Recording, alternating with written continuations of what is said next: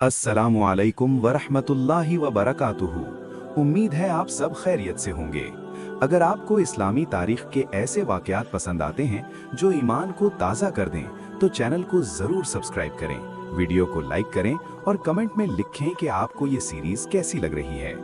आज हम बात करेंगे 6 रमज़ान 8 हिजरी के उस तारीखी दिन की जिसने दुनिया को माफ़ी और रहमत का असल मतलब सिखा दिया।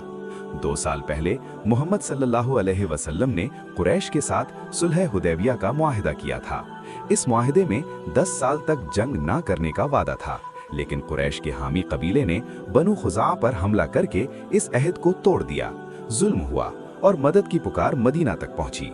ये वो लम्हा था जब फैसला करना जरूरी था।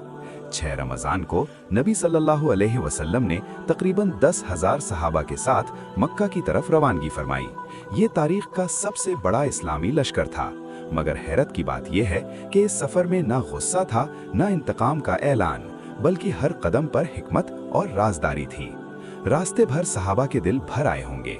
ये वही शहर था जहां उन्हें सताया गया, जहां उन पर जुल्म हुआ, जहां से उन्हें हिजरत पर मजबूर किया गया।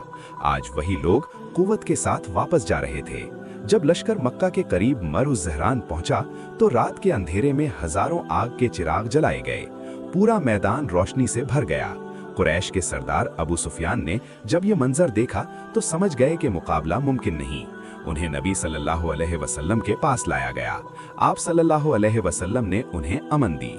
फिर ऐलान फरमाया, जो अबू सुफियान के घर में चला जाए उसे अमन है, जो अपने घर का दरवाजा बंद कर ले उसे अमन है, और जो मस्जिद हरम में आ जाए उसे अमन है। सोचिए, जिस शहर ने आप सल्लल्लाहु अलैहि वसल्लम को निकाला, आज उसी शहर को अमन दिया जा रहा था। फिर वो तारीखी दिन आया जब मक्का फतह हुआ। नबी सल्लल्लाहु अलैहि वसल्लम सर झुकाकर शहर में दाखिल हुए। न तकब्बुर न फख्र, सिर्फ शुक्र और इनकिसारी। और फिर आप सल्लल्लाहु अलैहि वसल्लम ने उन लोगों से फरमाया जिन्होंने सालों तक दुश्मनी की थी, आज तुम पर कोई मलामत नहीं, जाओ तुम सब आजाद हो।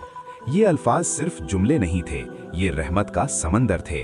ये साबित करता है कि असल जीत तलवार की नहीं, किरदार की होती है।